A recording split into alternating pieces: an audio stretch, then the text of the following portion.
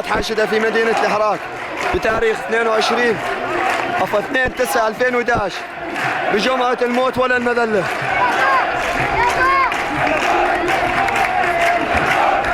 مظاهرات حاشدة في مدينة الحراك بتاريخ 2/9/2011 بجمعة الموت ولا المذلة برغم الحصار الشديد بقوات الجيش والأمن السوري.